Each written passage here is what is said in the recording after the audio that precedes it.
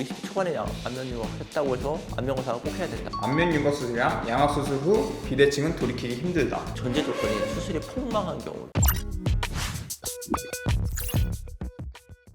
안녕하세요. 그랜드성형권장 이산입니다.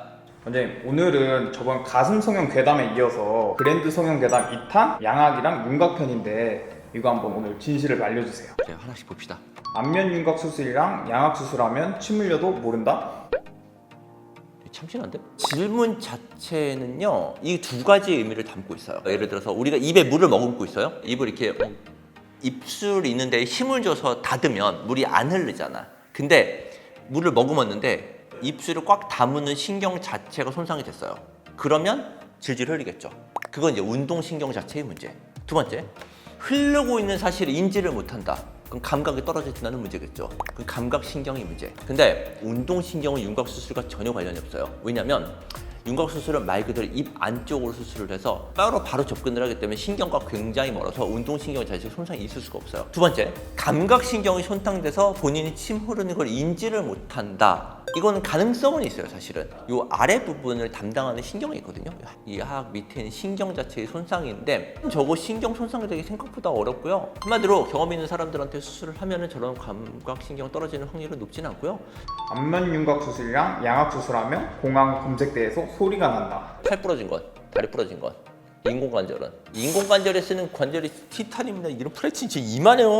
막 정말 커, 막 이만해. 걔네들은 소리 안 나요. 그냥 마음껏 통과하세요. 안면 윤곽 수술이랑 양악 수술하면 엑스레이랑 MRI 찍을 때 위험하다. 수술 끝나고 엑스레이로 확인 안 해? 잘 됐는지? 우리 팔, 다리 부러졌을 때 그 다음부터 엑스레이 못 찍어?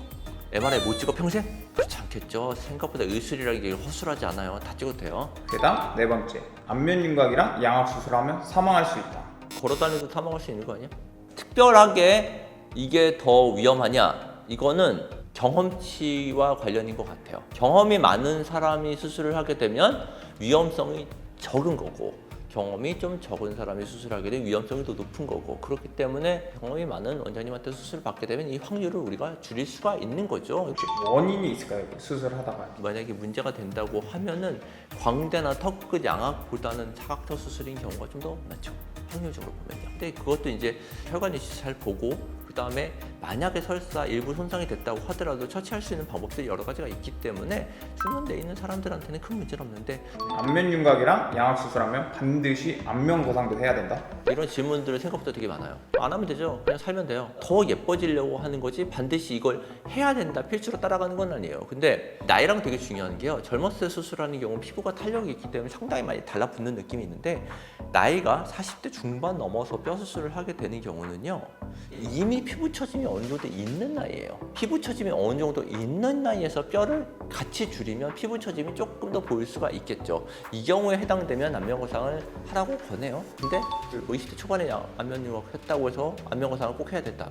그렇지 않아요. 그런 경우는 오히려 피부 탄력이 좋아서 잘 달라붙는 경우도 많아요. 그냥 괴담이야. 괴담. 그냥 괴담이야. 괴담. 안면 윤곽이랑 양악 수술하면 교정이랑 임플란트 하기 힘들다.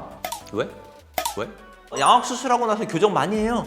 필수적으로 해야 되는 경우 많아요. 왜냐하면 양악 수술 자체가 애초에 부정교합으로 인해서 그 교합을 맞추고 미세하게 더 맞추기 위해서 교정해요. 실제로 수술하고 나서 교정 한 9개월 정도 하는 경우 아주 많아요. 임플란트 못 박을 정도로 뼈 자르지 않아요. 다 문제 없을 정도까지 자르죠. 우리가 수술을 하는 거는 이런 걸 다 고려하고 수술하는 거예요. 그렇게 허술하게 수술하지 않아요. 수술이 역사가 얼마나 오래됐는데 안면 윤곽 수술이랑 양악 수술 후 비대칭은 돌이키기 힘들다. 전제 조건이 수술이 폭망한 경우겠죠. 예를 들어 뼈가 있는데 훅 잘랐어. 그거 어떻게 안 될 거 아니야. 쌍꺼풀 수술할 때도 한쪽이 피부를 확 잘랐어. 못 돌이키겠죠. 모든 수술은요. 수술해서 폭망하면 돌이키기 힘들어요. 비단 이것만은 아니에요. 안면 윤곽이랑 양악 수술하면 입을 크게 벌릴 수 없다. 잘 벌립니다. 그냥 벌리고 잘 삽니다. 물론 입을 이렇게 벌리는 이 근육이 요 관골공인데 이쪽으로 달라붙어 있는데 입을 크게 벌리다가 그 관골공이 어긋나거나 이렇게 문제가 생긴 경우에는 입 벌리는 거 좀 문제될 수는 있는데 정상적으로 수술이 완료됐었을 때는 벌리는 건 큰 문제는 없어요. 안면 윤곽이랑 양악 수술 괴담을 한번 들어보셨는데 어떠셨어요? 괴담은 말 그대로 괴담이라서 그런 것들 다 고려해서 수술을 하니까 이런 문제들 생각보다 덜 생깁니다. 직접 성형외과 찾아가서 선생님들한테 상담을 받아보시고 이게 진짜인지 아닌지 물어보시고 수술을 결정하시는 게 더 맞을 것 같습니다. 감사합니다.